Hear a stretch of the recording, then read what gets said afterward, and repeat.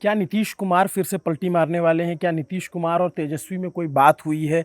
क्या गठबंधन का सिनेरियो चेंज हो सकता है? क्या नीतीश कुमार नाराज़ हैं?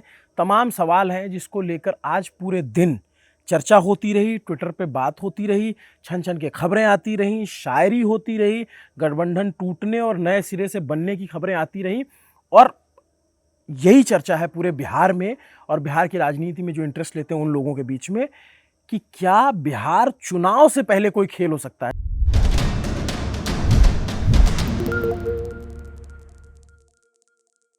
नमस्ते, अभिनव पांडे नाम है मेरा और आप देख रहे हैं न्यूज़ पिंच। देर रात हम ये वीडियो रिकॉर्ड कर रहे हैं, आप सुबह में देख रहे होंगे।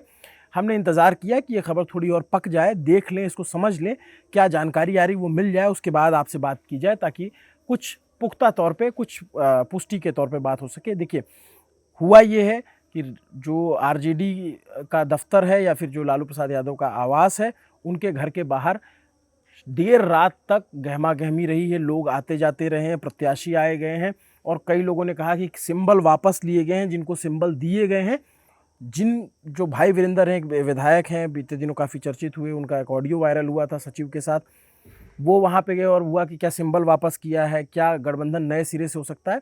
शुरुआत कहाँ से होती है इसकी जो रबिंग है और दोनों गठबंधन में, चाहे कांग्रेस और आरजेडी का गठबंधन हो, चाहे नीतीश कुमार और बीजेपी का गठबंधन हो, जेडीयू और बीजेपी का, इसमें शुरुआत हो जाती शाम से। शाम को एनडीए की प्रेस कॉन्फ्रेंस होने वाली थी। उस प्रेस कॉन्फ्रेंस में सभी घटक दल, बीजेपी, जेडीयू, हम और एलजेपी, सबके उपेंद्र कुशवाहा, सब लोग आने वाले थे और प्रेस कॉन्फ्रेंस होने वाली थी, सीट शेयरिंग पे बात होने वाली थी। लेकिन इसके बाद खबर आई कि मुख्यमंत्री नीतीश कुमार खासे गुस्से में हैं, खासे नाराज़ हैं।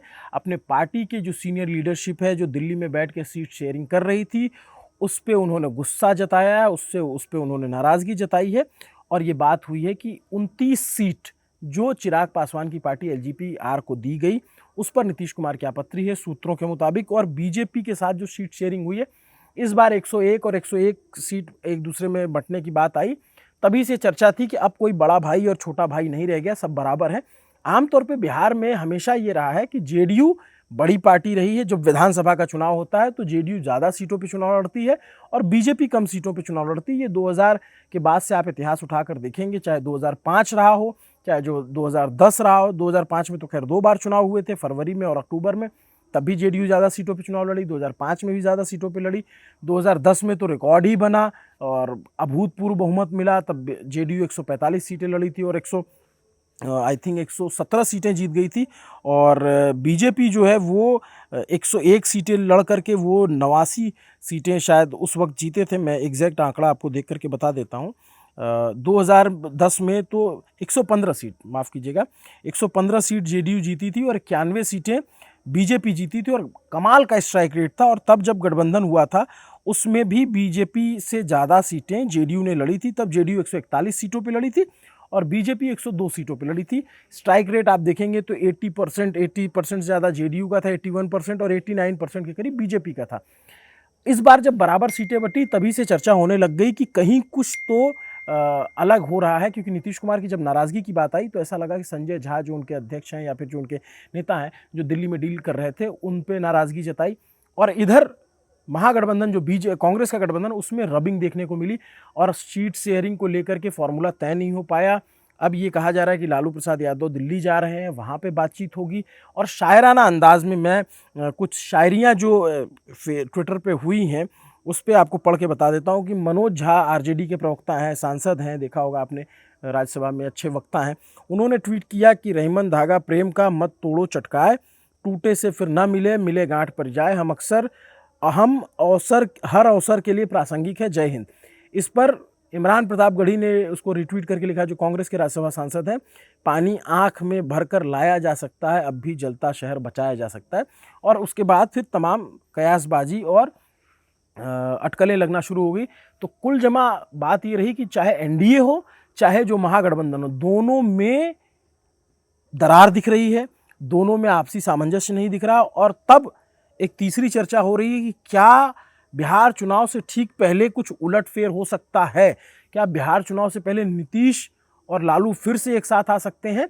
इस तरीके के सवाल सोशल मीडिया पे उठने लग गए। लेकिन अभी कई तार कई धागे खुलने बाकी हैं, क्योंकि जब लालू प्रसाद यादव दिल्ली गए हैं तो जाहिर सी बात है कांग्रेस से बातचीत होगी और क्या डीलिंग होती, क्योंकि देखिए उसमें कोई संदेह नहीं कि आरजेडी के गठबंधन में आरजेडी सबसे बड़ी पार्टी रहेगी, सबसे ज़्यादा सीटों पर लड़ेगी।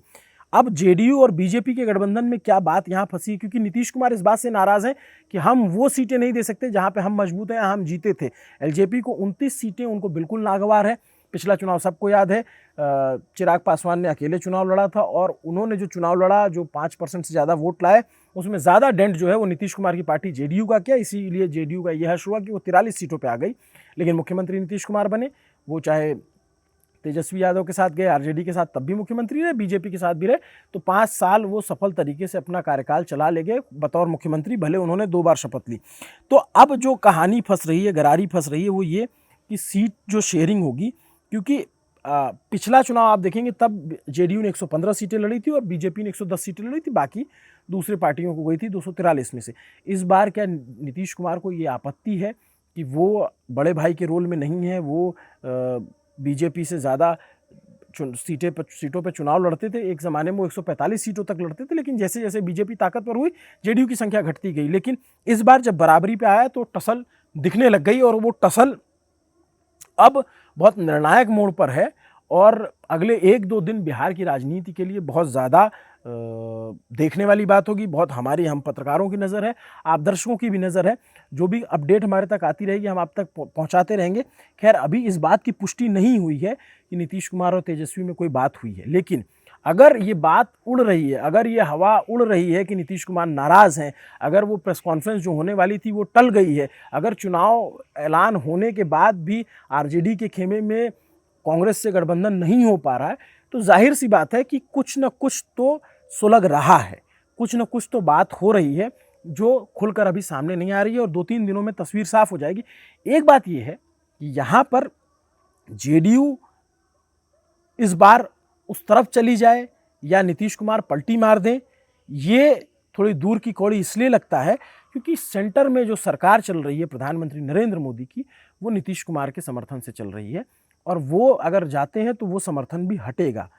तो क्या बीजेपी इतना बड़ा रिस्क लेगी? क्या बीजेपी यहाँ पर नीतीश कुमार की बात मानने के लिए मजबूर नहीं होगी? सवाल ये है कि नीतीश कुमार के हाथ में लगाम है, नीतीश कुमार के पास एक पावर है जिस पावर का वो इस्तेमाल कर सकते हैं। जो यहाँ के जानकार हैं पॉलिटिकल, वो भी इस बात की चर्चा कर रहे हैं।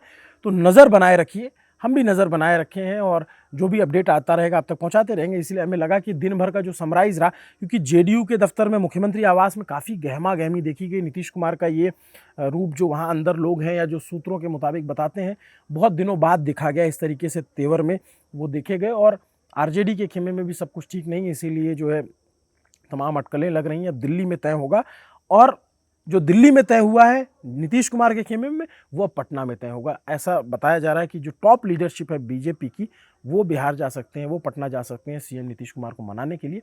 देखते हैं क्या होता है, सारी अपडेट आप तक पहुंचाते रहेंगे। हमारे साथी सौरभ हैं, वो सुबह ग्राउंड पे होंगे और आप तक वहाँ से भी रिपोर्ट दिखाएंगे, क्योंकि जो टिकटार्थी हैं, क्योंकि अगर गठबंधन का स्वरूप बदलेगा तो टिकटों का स्वरूप बदल जाएगा।